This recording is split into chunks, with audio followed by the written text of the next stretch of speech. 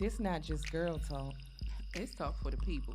You got two women, Two voices, one sound. and that's the truth. You here with the married Dawn, And the selective Dawn.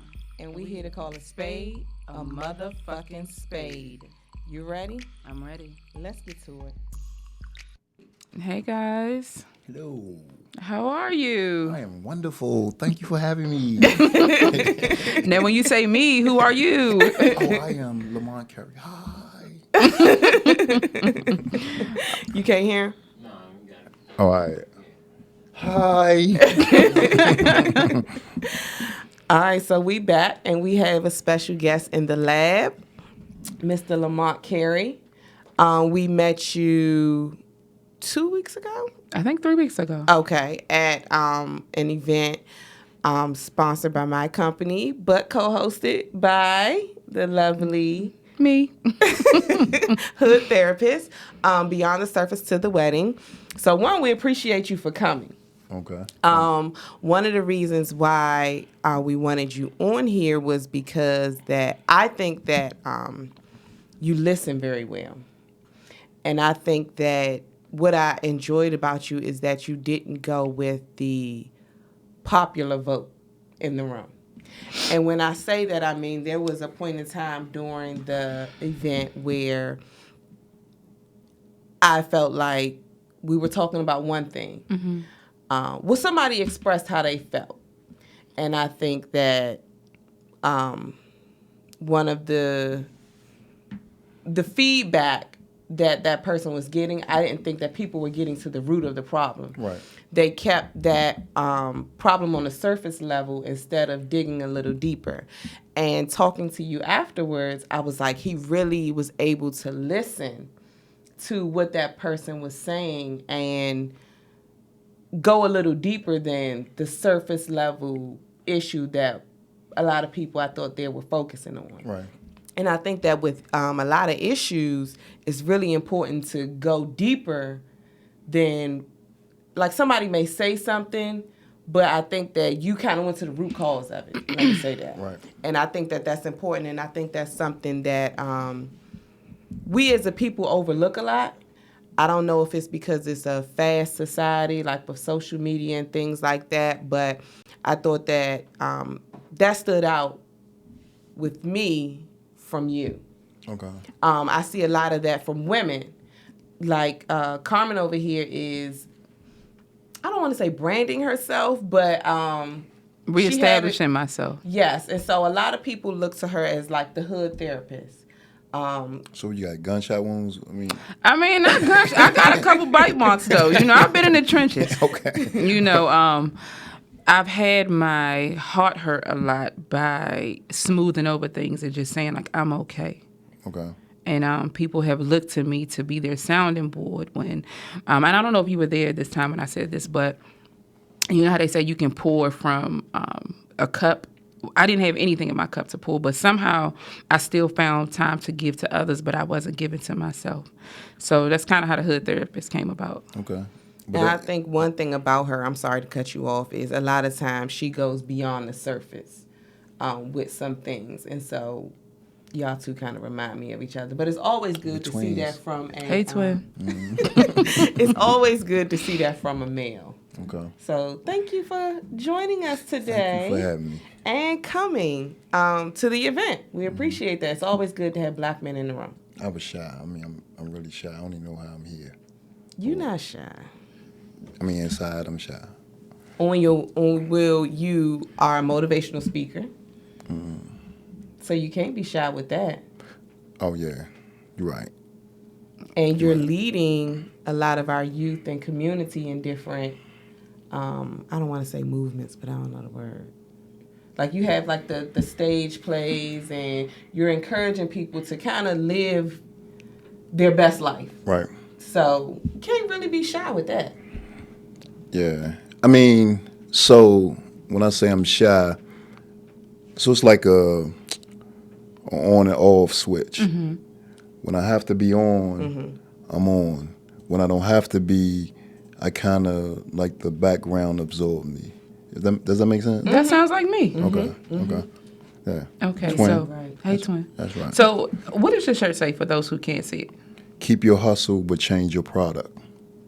Now, where did that come from? So if I can tell you a quick story. You can. You got an hour. So I was in prison, right? Mm-hmm. And I went to prison at 16. And so I was a school dropout, right? And because I was under 21, they made me go to school. No other way would I have went to school. And because I stayed back in kindergarten and I stayed back in first grade. I don't know how you do that when you eat, sleep, go So home. you ain't like the snacks? I mean, I don't know what was going on, but maybe a color outside the line or something. Mm-hmm. But so when in prison, they make me go to school, and I get the GED, and so that was like my first like mainstream win. Mm-hmm. And so I enrolled in the college program, and I'm taking business management. Okay. And so they was talking about supply, demand, and distribution. I knew that from my life as a drug dealer. And so what that taught me is that I ran a business. I just sold a legal product. So I can keep my hustle. I just had to change my product. And so that's how the name came about. So you sell these shirts on your website? Yes. Okay. You want to tell the people where they can purchase? Oh, you can. The easiest way is just go to, if you can see my name, LamontCarey.com, and books, shirts, all that stuff is there. Okay. Now I heard you say you were a high school dropout. Like what? No, prompted- not even high school. I went to 7th grade and I was done. So what prompted you to say you were done with education at 7th grade? That seems like a really permanent decision that I don't want to go to school anymore. So I was done way earlier than that, but I think I hadn't smelled myself enough yet, and so you got to remember I was 2 grades behind.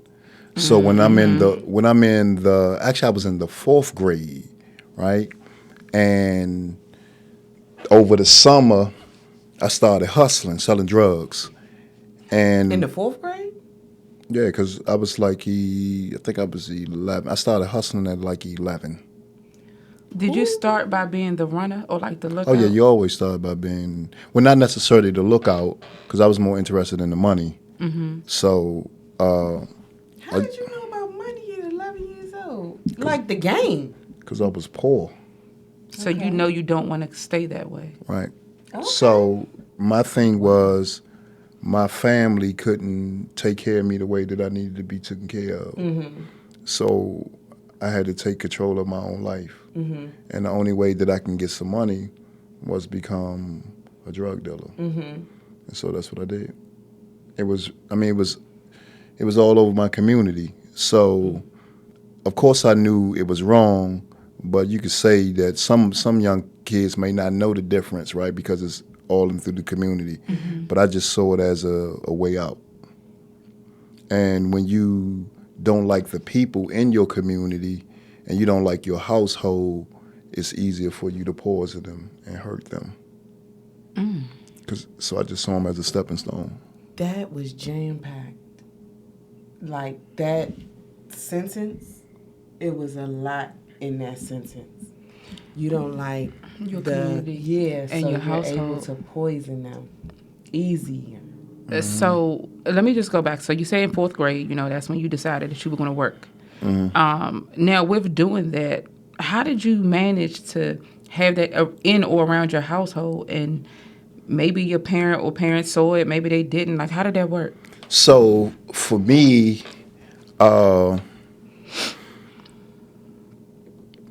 man, kids always know how to get over on their parents. Mm-hmm. Yeah, I can believe that. So we know how far you gonna go. We know where you gonna look, right? Mm-hmm. And so it was easier to hide drugs.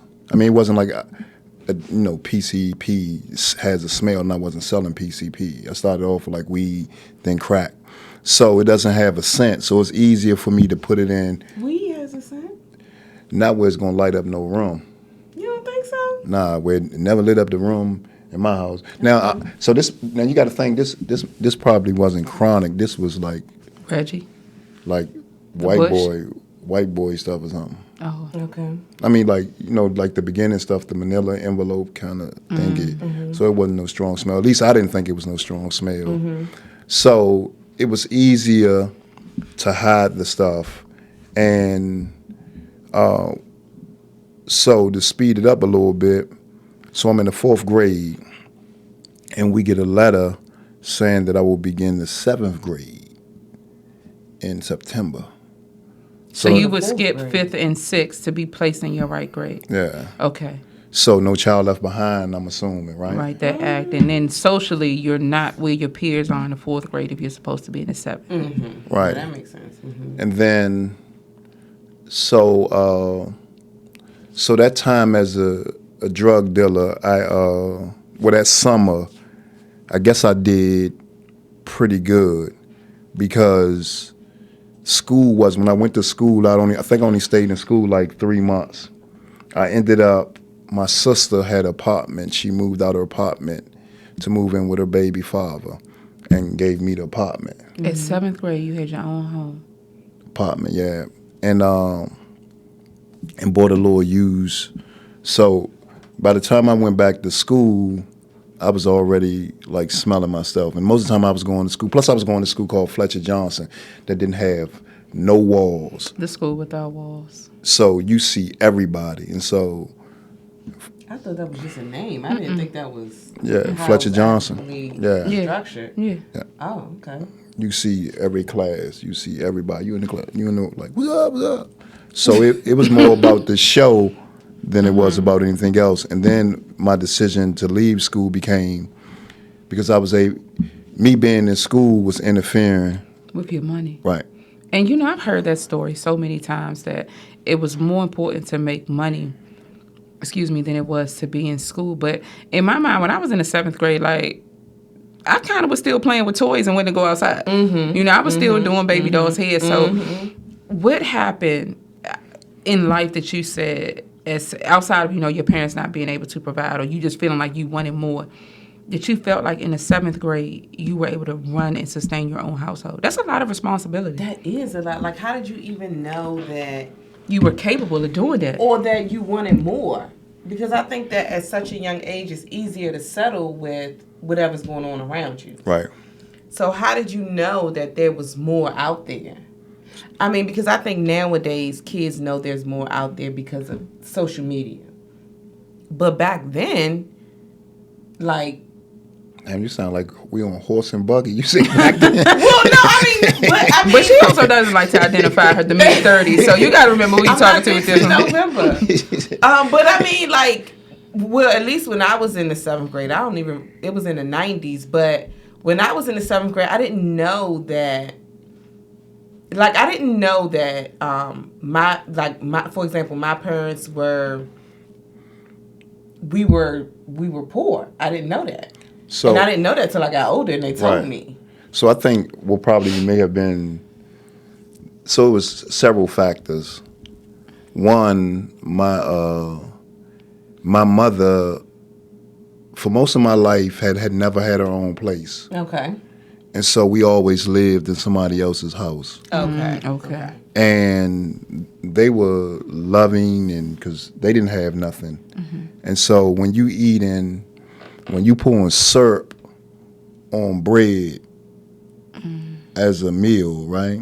Syrup sandwiches that Right. people often joke about. Right. Yeah. Or you eating oodles and noodles every day. And so that was one of the things.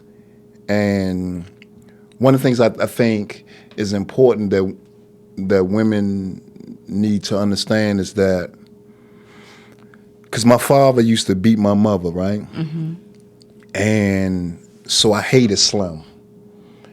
But I lost respect for her because she used to still allow him into her bed. You lost respect for her at a young age? Yeah. I think that's important to know because a lot of times people think that their kids don't know what's going on. And they really do know what's going on. So I think that's important. Way earlier than you assume. Yeah.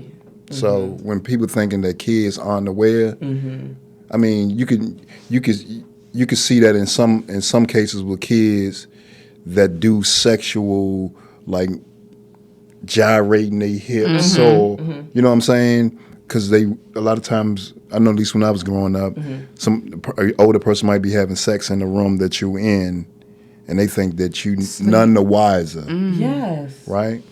And they recording it because you got. I mean, that's the years when our mind is taking in, and we're learning Right. what is our the role first are. 5 years or something. Your mind 7 is a years. sponge. Yeah. Right. You're right.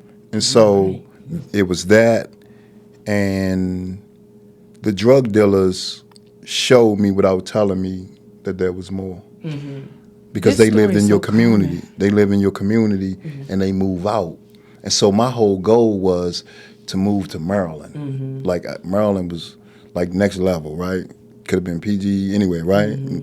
And what I didn't factor in is that once you move out, you still got to come back to that community to run your business, to maintain your lifestyle.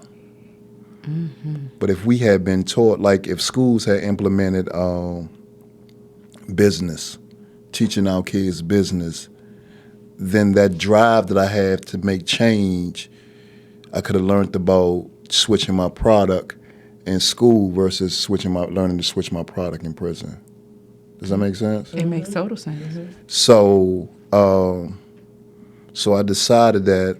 Plus, my father died at 10, and I don't know when I started disliking him, but I was like, I'm gonna kill him when I get older.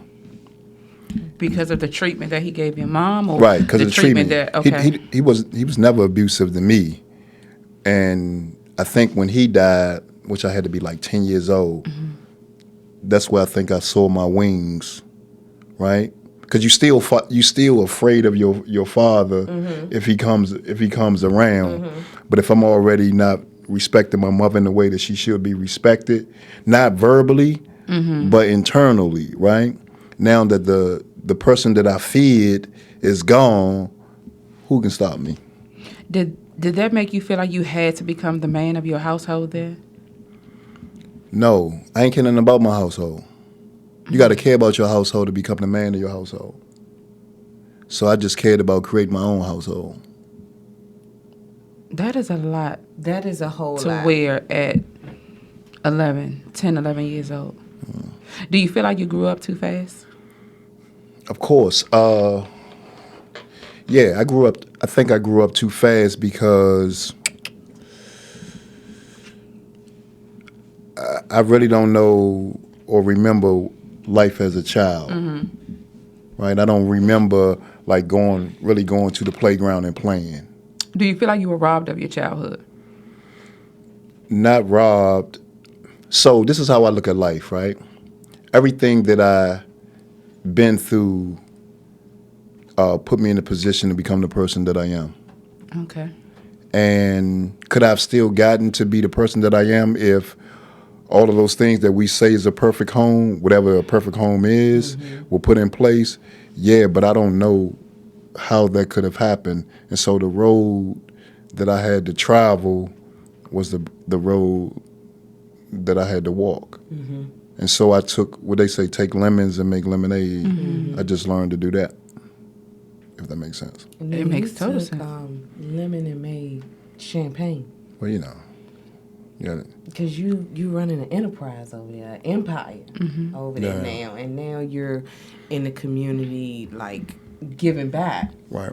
So one of my questions is, like, I see a lot of memes saying that black men should come out more and talk about their feelings and things. How did you get to recognizing, like, the root of how you felt as a kid or, you know, things like that? Because I think it's easy to brush a lot of our past under the rug and just keep it moving. Because I think that as a community, that's what we're taught, to just keep it moving. Keep the house business in the house. Keep the house, exactly, and you say that all the time, but you were able to recognize, like, where things started, where the problem started, where the education system or your community failed you. You were able to recognize that. How did you get there? So, unfortunately, some of our communities our kids learn like the rules or the laws of the streets from family. And families don't always even know that they're teaching them. Like, what's your saying? Keep your what? Keep your The house business? Keep your house business in the house, yes. Right. And so if you look at one of the street codes, that's one of the street codes. No snitching. Right. Mind your business. Yeah. Right. That's still a street code. Niggas today will post, I'm minding my business and drinking my water. And be in everybody's business. Yeah. Right. Till it's time to tell the business. But it's good to like get into your business because that's how you're able to recognize things, right? Or no? Yeah, but so there were probably maybe 20 million kids in this country, right? That been taught the street codes and don't even realize the street codes. That's on a pathway to prison. And some of that can start from, I remember, I still hear women do it now, or young women say, you a big boy, big boys don't cry. So you teach boys to suppress, right? And I hate that. So when we run and slide and scrape our knee, we don't cry, we suppress it. And most of the time when you see our emotions is when we angry and we say we blacked out, right? Because we continually bury. But young girls are taught to be expressive, communicate. We want to know your feelings. And so with boys and men, even when y'all expressing y'all feelings, we're sometimes turned off. And y'all be like, you don't even be listening to me. I be talking to you. Because something in our mind be like, I don't want to hear that soft shit, right? So how I began to assess myself, because I was in prison, and if you want to do something different, you have to figure out what you've been doing that's wrong, and what are your triggers. So that was another thing. One of the most important classes I've ever taken in my life. I have never used a drug in my life, right? But I was going to, when I was in prison, I was going to every program to collect certificates so I could use them and try to get out. And I went to NA, and NA taught me about triggers, right? And so when I was doing self-assessments, I was trying to figure out, one, why I get angry, right? And a lot of that was learned behavior. And the prime example of that is, so say me and you joning as a kid, or me and a boy joning as a kid, and he's winning. He talking about my mother, all of that. And then for me, it's all fun and game. But when he leave, my buddy's like, man, if he said that about my mother, I would have punched him in his mouth. So the next time me and somebody joning, and they say something about my mother, bam, punch him right in the mouth. The next time, punch him in the mouth. Then it reaches a point where I can think you about to say something about my mother, and I'll punch you in the mouth, right? And so the problem with that is a lot of the stuff that we respond to in anger, or young men and boys respond to, and well, even adult men and some women respond to in anger, is because somebody else taught us that that's what we're supposed to be angry about. That's scary as a parent, because I can say I've, like what you just said, I've just what I have gotten out of that is that there's a lot of power in words. And I think that any parent, or hell, any family member of a young kid, when they come and tell you things like so-and-so's messing with me or something, fuck them up. Like, smack them in the face. I never would have thought that the way you internalized it is the way somebody would internalize it. You just taught them problem solving. Punch them in the face. Reckless problem solving. Charge worthy. Yes. Problem solving. That's assault. You know, and when I say we, I mean the community. We good for, hey, somebody hit you hit their ass back. Yes. Ain't no telling the teacher. Yes. No, none of that. Like my father is good for that. Yes. When we were growing up, he would tell them, and this was his phrase: somebody hit you, you come from down home and you knock the fuck out of Yes. them. And that's what it was, because you're not gonna come in my household and say somebody hit you, somebody beat you up. Yes. Well, what did you do? Right. Exactly. I was more afraid of, and when I say I mean the community. Right. Excuse me, more afraid of, what's my parent gonna say that I told him somebody hit me and I ain't hit him back? Or what's my people's gonna think? Yeah. Oh, you a sucker. Yes. You a bitch. And I have to say that I'm guilty of that. Like, if I hear my kids say, oh, somebody did this, and I told the teacher, you told the what? Why the fuck you ain't go back at them?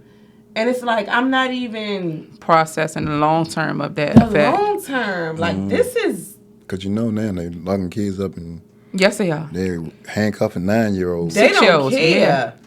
They don't care. I think it was a story a couple weeks ago about a 6, 7, or 8-year-old. A 6-year-old had officer. a meltdown in an office or in a classroom, and they put him in handcuffs. And the officer was a black man. So, people were really in uproar about that. It was a black child. The officer has since been terminated from the department. But what are you teaching in the department that you can't better problem solve with a 6-year-old? But then what are you teaching that 6-year-old too? And what are you teaching the staff, right? Mm-hmm. You put up a metal detector. At first they had security guards. Now they got police who are trained to look for crimes, right? So you throwing a punch is a crime. If you hollering, I kill you, felony threat. Mm-hmm. So when you put them in schools and we wonder why 9-year-olds are being arrested, it's because you got police officers in the facility that are trained to look for crimes and not trained. We're expecting them to be in uniform but show compassion as a parent. Mm-hmm. But they in uniform. When you in uniform at work, any job you have, if you at McDonald's, you on McDonald's fries time, right? You ain't thinking about the humanity in you. You're thinking about getting this job done. And so when somebody like, well, what's up with my fries, or my fries cold, or whatever, and then you catch an attitude because they questioning your work, and you ain't looking at the person that's hungry. So when a person is at work, they at work. And so I think one of the biggest things that's damaging in the school to prison pipeline is when you put officers that's looking for crimes in the school with kids that are doing kid stuff. Kids fight, right? Mm-hmm. Babies learn how to swing, and we don't even know how they learn how to swing, but they play fighting, right? Mm-hmm. And so when you put officers in the school, then arrest gonna happen. That's true. We had a resource officer, and I won't say his name only because he and I are social media friends, and he's your friend too. But I will say that I saw him do something when we were in the 12th grade, and he really gave this student a second chance on life. Like, he caught the student with paraphernalia. I'm just gonna say that. He walked the student off school campus, told him throw it away. If I see it again, I'm gonna have to lock you up. But that one instance gave that young man a whole new lease on life, right? Like, we were in the 12th grade, we're getting ready to enter the world. I would never forget that. So in my book, he's gonna always be good. Now, most people say like, oh, he broke the law. No, he gave him grace. Right. You don't always get that. But then we had another resource officer, and I say his name, I don't fuck with him, Mr. Hendershot. I hated him. Right. He was like a good old boy in a predominantly, black high school. Mm-hmm. And it was like he pinpointed, oh, you late to class, you suspended. Nigga, my locker is on the other side of the building. Mm-hmm. I need more than 5 minutes. Right. It was like he just sought out to be that one to pinpoint, to trigger. And then later on, he went on to become a PG County police officer. And when I would see him, I would make it my business to get out of his way, because I just felt like, you got a gun now. If you were lethal with the pen and paper, it's no telling what you would do with that gun. Right. So you just got to think of like what they're telling those officers that they put in. I mean, what they're when you hire an officer or a security guard and put them in the school, you're telling them that there are bad people here. Mm-hmm. Right? And metal detectors. Wow, I never thought about that. Right. Okay. So they're going to be looking for the bad people. And if you breaking the law, if the policies in schools say you're supposed to be in class by here and your locker is always over there, then they're expecting you to get to your locker, however you got to get to your locker, and to be where you're supposed to be. In a 5-minute time span. Right. Short, real short. Right. Because as an employee, you got to move that from the school into the workplace. As an employee, I don't want to hear that either, though. Right? I don't want to hear why you late. Yeah, I don't want to hear why you're late. You're supposed to be on time. I'm paying you for being here and blah, blah. So I expect you to be there. So it transfers over. So would you say that at an early age, we are groomed to live in such structure where there's no room to deviate? We are. Yeah, because I think the systems that we grow up in shape or try to shape how we supposed to live our life. If there's no, like, even teachers feel stagnated by curriculums, right? And teachers are, if anybody, because I know y'all speak and y'all do all of that, you know immediately when your audience is not in tune with you. Absolutely. Right? And so you're going to figure out how to get this audience on the same page, increase this energy. But imagine being a teacher in a classroom that has to teach this curriculum the way that they say teach it, and she looking out at her audience that are not interested and not engaged, but she know another way to teach this, but this isn't the way that she's told that she has to do it. And to pay her bills, she gonna teach it the way that the schools is demanding that she teaching it. But on the other end, our kids are hating school, right? Not because of their inability to learn, but the facilitator of this learning isn't doing it in a way that appeals to us. And so we resist information. So just like if you at an event, right? And there's a speaker up there and they're talking and they're boring, you tune out. Start messing with your phone, talking to the person that's next to you. So teachers should have the freedom, because for a teacher to become a teacher, one of the lowest paying jobs in the world, right? They have to be passionate about it. And if you suppress their passion, then they're just reading information, they're just talking. But if you allow them to teach from their passion, I think our kids will learn more. I can definitely agree with that. Some of my more memorable teachers have been those who have stepped outside of the box and been creative in their approach, because I definitely was that student. I'm coming late. I don't want to be here. I wasn't a problematic student, but you knew that I wasn't tuned in. But like I said, my greatest teachers, even those that I still keep in contact with, taught me outside of the box. Like, I'm not a textbook person. I hate reading the textbook. If I know I have to come and read your textbook, I'm checked out. Right. I'm checked out. Because that, to me, shows your lack of effort. Like, you just want me to read these pages? What are you giving me? What life lessons are you giving me? I don't like that. Right. So I just think they should have the freedom to teach the way that their passion tells them, and remove the boxes from, just school in general. There's no way that we should be going through school and we don't learn financial literacy. I agree with you. So That's crazy to me. the first time I learned about finance is when I got in the streets. So the school, in that sense, I think fails our kids. They just seem like they teaching them to take tests. And if you want a kid, Tests that we don't use, by the way. right, if you want a kid to become amazing, then you got to show them things that are amazing. You can still teach history, but you got to teach it in a way that it's going to appeal to your audience. Like in speaking, right? Know your audience. On your radio show, know your audience, right? So y'all do topics that's going to appeal to y'all demographics. And so as a teacher in the school system, I think that approach will work better for our kids. How do you, so I got two things. Like, from this conversation, I get that this is not a free country where we are actually independent. We are not independent thinkers at all. Like, I feel like from this conversation and just paying attention to the little details that we are kind of trained to think a certain way. Okay.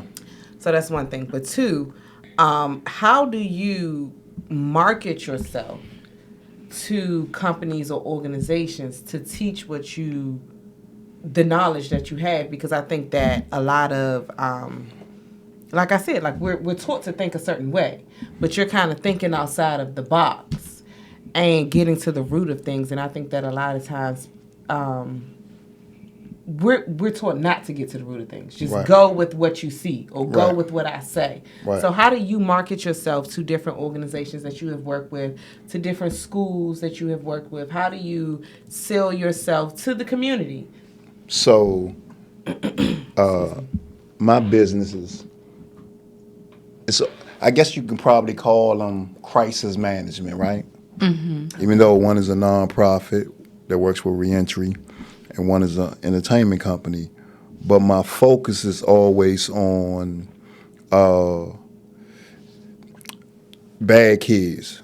So say, you know how they label it as bad kids, or you got a school where your kids are fighting, they're drug dealing, you're scared of them. This guy, Lamont Carey, be the great guy you have to come in, bring in, to talk to them, do a program with them. Why?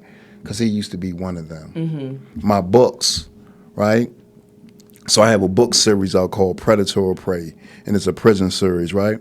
And so, and initially I thought my audience was going to be men, but 98% of my customers and people that hire me are women, right? And so when they see, okay, my spoken word or what have you, and they be like, oh, this guy been through this, and so I'm more of like seen as a crisis management, even though they don't call me that, and that's how I market myself. This is my product. This is where I've been. This is what I've done. And then you have to look at your audience. So my bio. So I'm gonna use the old bio, right? So I have two markets. I have the white audience and I have the black audience. And so in my bio I have like target messaging. So say he's appeared on Russell Simmons' Deaf Poetry Jam. He's appeared in HBO The Wire. My black audience, Soul. My white audience or other ethnic groups directed a play, several plays at the John F. Kennedy Center. Appeared in HBO The Wire. Now, both of them like The Wire, right? But Russell Simmons, so they don't really care about the poetry, but you can attach Russell Simmons to it, right? That made me appealing, like, oh, he's done stuff with Russell Simmons. And then the other groups, oh, he's done stuff at the Kennedy Center, right? And so I loaded in and things that I know that my different audiences will gravitate towards. And then they'll go look and see, all right, well, who is he? What is this stuff about? And then they'll see, oh my God, he went to prison at 16 years old and he did all of these things, sister. This is such amazing. We need him to come and talk to our community. We need him to come and talk to our kids. And then the other thing is price point. Because as a business owner, I have to make a profit. And so you have to weigh your market, right?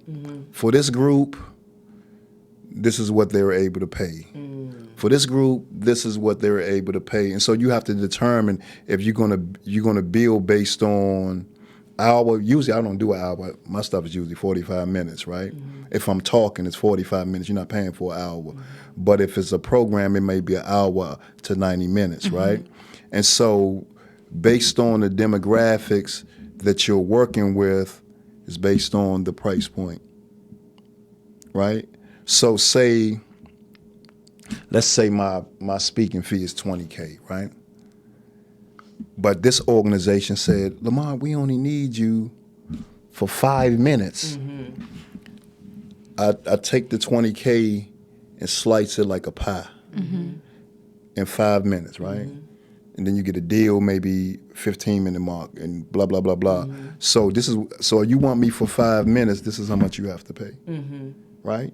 And this 5 minutes don't mean that I'm sitting in there waiting an hour to speak, Right? because you're not. The one thing that you're not really paying for is that's 5 minutes. You're paying for the knowledge, my talent, my experience for that 5 minutes. And so you can't factor in, okay, Lamont, we want you here at, say, 9:45, right? Right.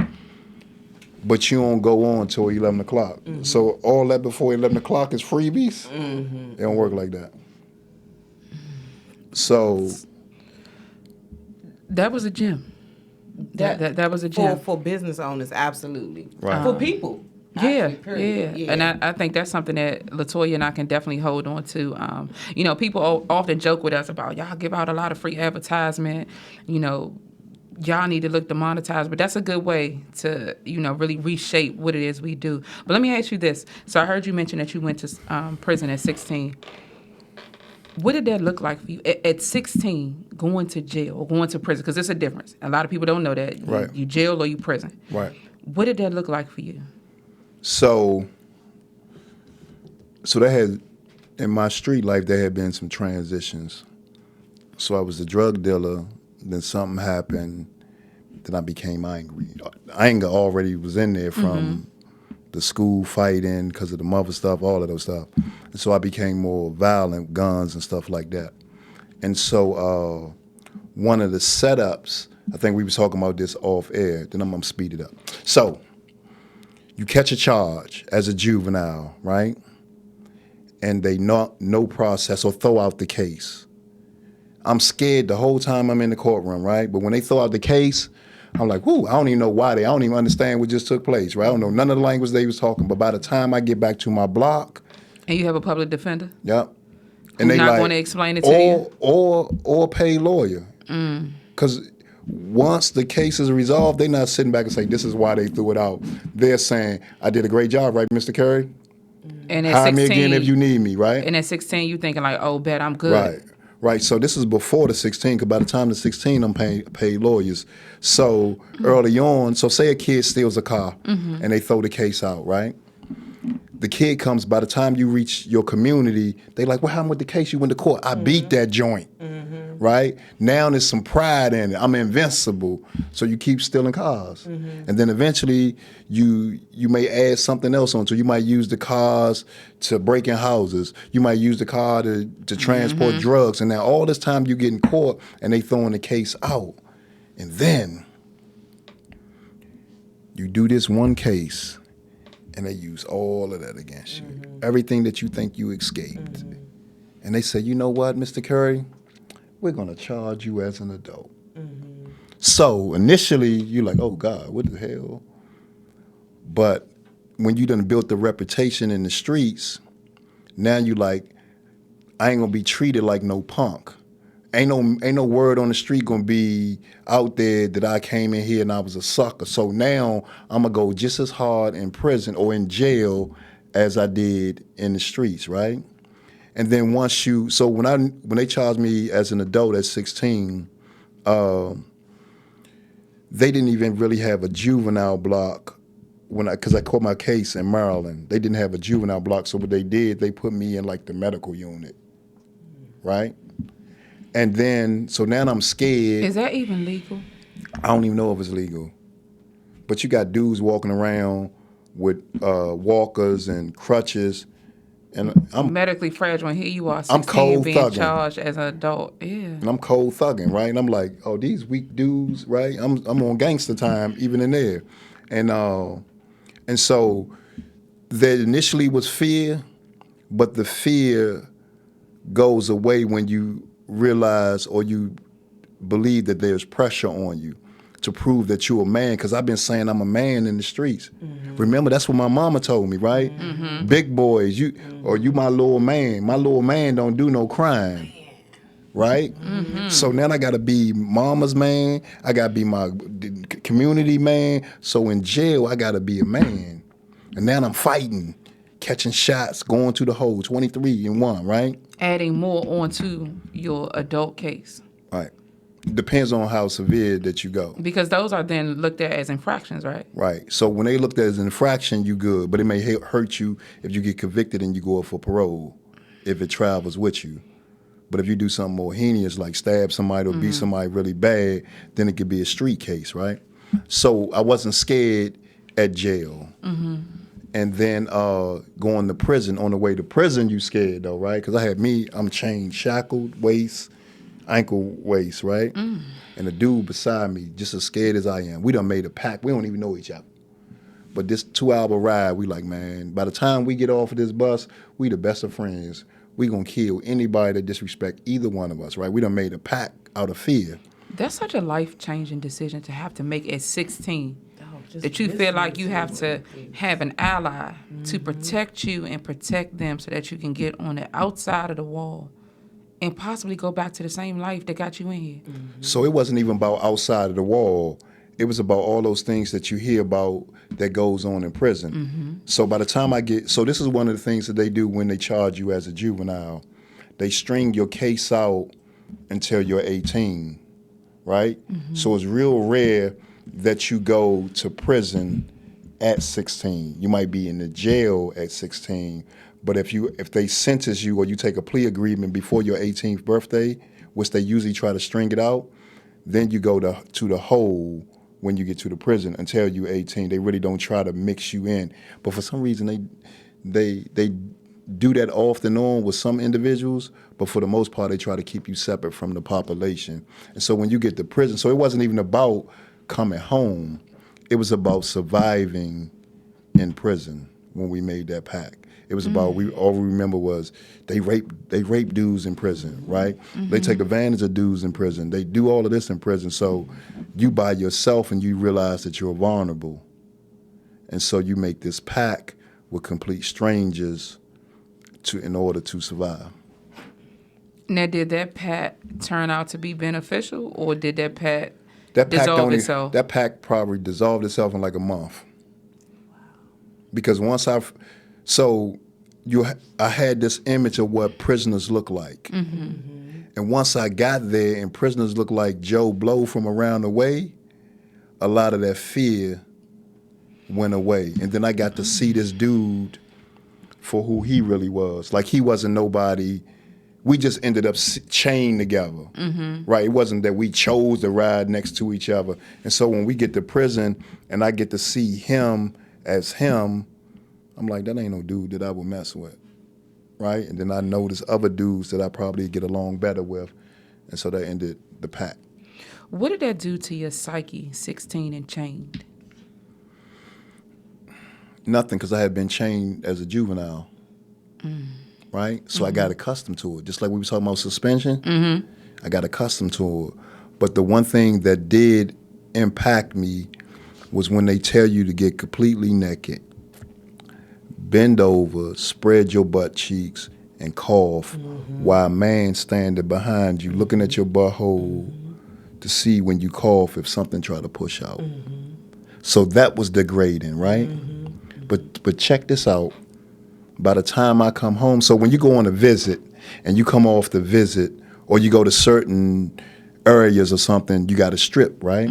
So by the time I'm getting released, say I'm coming off a visit, by the time I get to the back where I'm supposed to be, I'm already naked.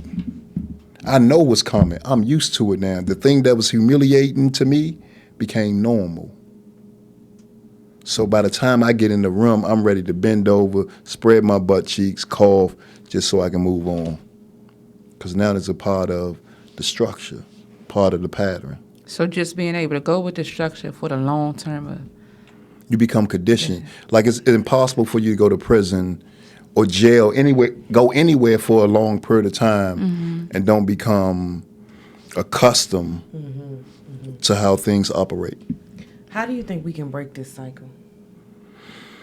The best way to break this cycle is that you have to show these men and women who come home from prison and succeed, there has to be more visibility for them.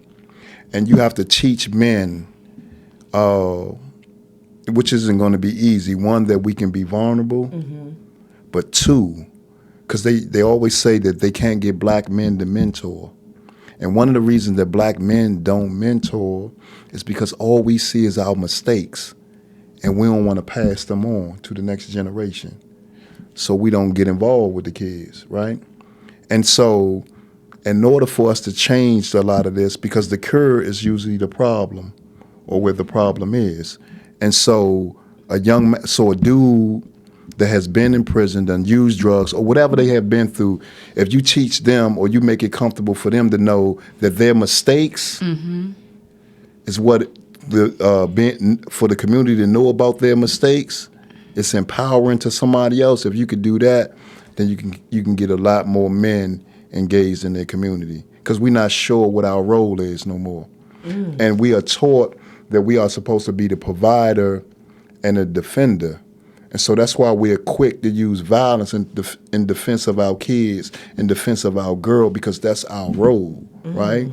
Because if she's paying all the bills, for real, she get mad, I'm a no good dude, right? She could put me out at any time, so the only thing that I can give back is my toughness. And so women are the orchestrators of how soft that we become. So do you think that sometimes we, and when I say we, I mean us as women, black women, we do our men a disservice How? at an early age? Like, you know how you said, when your son falls and you tell him, oh, get up, don't cry, big boys don't cry.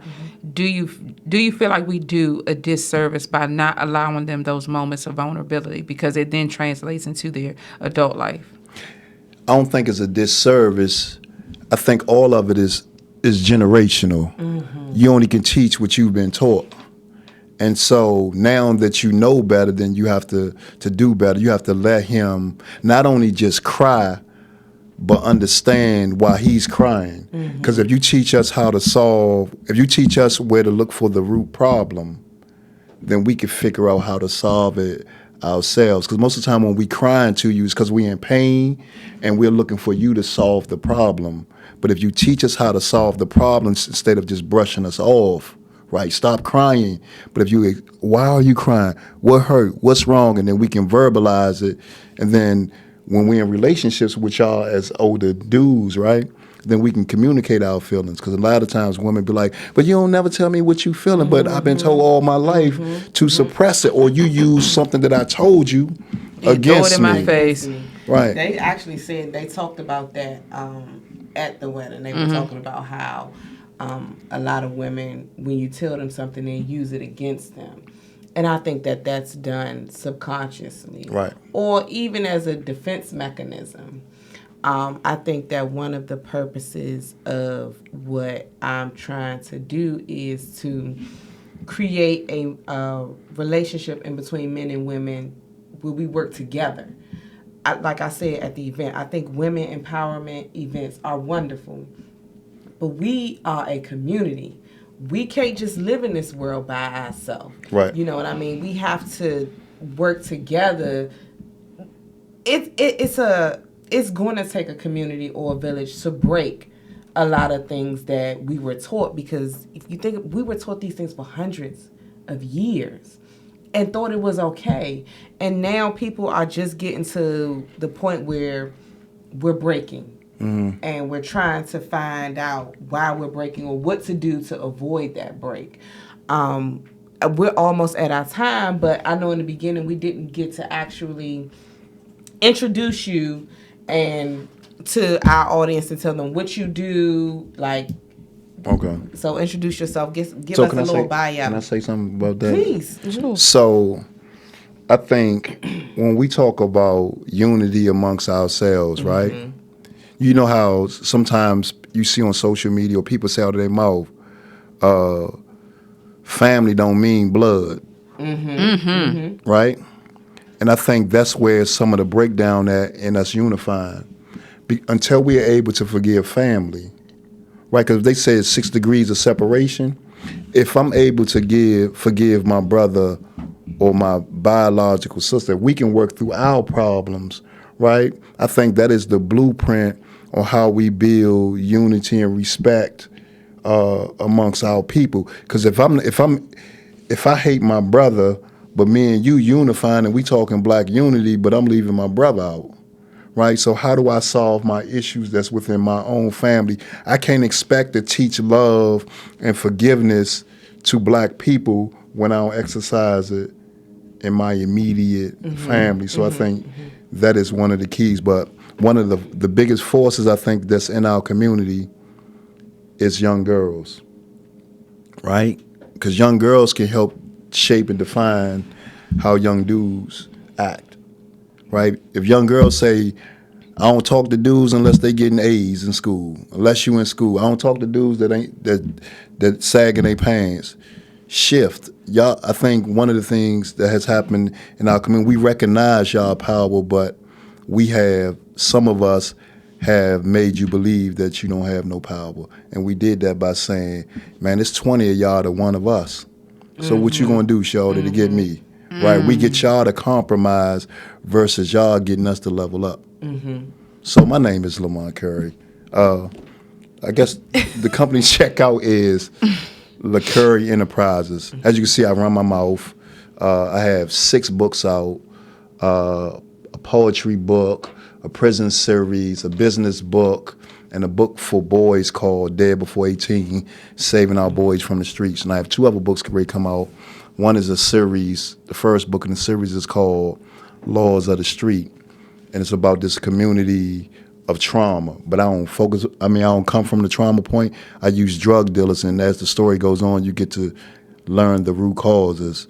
And another book I'm working on is a poetry book that's called I'm the Reason You're Single. That's deep. Yeah. That's deep. That's I right. think that one of the things you said, a previous guest touched on, AP Fresh. He was talking about that a lot of women don't recognize the power they have in molding these men, and accepting what they have. And, like, we are the force behind a lot of men. And I know a lot of women take that as a joke. It's a running joke about, like, the power of the pussy. But it's a real thing. It's definitely a real thing. Will, I'm mad we gotta shut it down. I think that this was an amazing conversation. I've been trying to get you on here since the event. For this reason, I knew that you had something to give to the masses. I'm thankful that we met at the wedding. I'm thankful that Glamazon told you to come out. Yeah.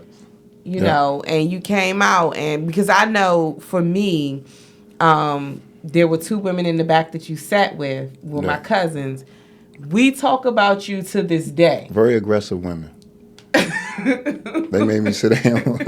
They made me come in and sit down. So I appreciate that. Yeah, and I'm glad you sat down, but we still talk about, like, some of the things that you said to this day, and it's actually made a big difference in their lives. And I know that's something that they were looking for, and they weren't able to get, excuse me, from a woman, or maybe a woman as of that day, or just period, someone to really sit and understand them. So I can say that you not only understood them, I think you have a lot of knowledge for the community. And I think that a lot of people out here are talking a lot of smoke, but I think that you have, it's a lot behind what you have. And I'm excited. I'm glad we had you on here. Everybody go follow him on Instagram at Lamont Carey. Oh, is that easy? Yep. LamontCarey. EY. That's everywhere. Website, all social media, even the email, but you got to add Mr. Lamont Carey at Gmail. And I respond. It might take me a minute, but I'll respond. Yeah, because it's been a minute. I've been talking about trying to get you on the show for a minute. So my schedule be, because I'm an entrepreneur and my companies are mobile, that I just be trying to make sure I don't miss no money or miss an opportunity to engage a community. But I might be ready to take a new role, right? And it's all part of the plan. It wasn't a part of the plan, but there's a bigger picture. So if your audience is business, and we can always look at, I'll come back anytime. You just got to tell me, and we work it out. But I appreciate the opportunity to share and be poured into by you women. Thank you. I'm actually kind of upset that this is only an hour, because this is what I do. Yeah. And going into this, LaToya and I, we always have this prep work, right? Like, we do this outline. Hey, what are we talk about this? What are we going to talk about that? But I think the beauty in this interview and this dialogue is that nothing we talked about was on the outline, but it was everything that I wanted to talk about. So thank you for coming on and sharing your story and showing our viewers that you are not a product of your environment. Like, you don't have to stay where you come from. But you could use that environment to go where you want to go. That's dope. Wow. I don't have nothing but thank you. Thank you. This is what I know. Donnell keep flashing the time up, but this is what I think that we are missing, and this is part of the mission that I want to push, but I don't have a lot of the knowledge that other people may have about, you know, our community. But I think it's important that we all come together and work it out. So thank you for coming to my event. Thank you for coming here. Thank you. I'm sure our audience will appreciate it. I know I damn sure. This is high on my list of favorites. And if I could say, only thing I want to say is that your experiences, so there's like 7 billion people in the world, and your experiences can probably touch 50 million, if not more, right? So don't think that you have to find all of these other voices to have an impact. Your existence alone shows that you had to overcome to be who you are. So there's always value in that. I think the delivery is important. And on that, we say good night. We out. That was amazing.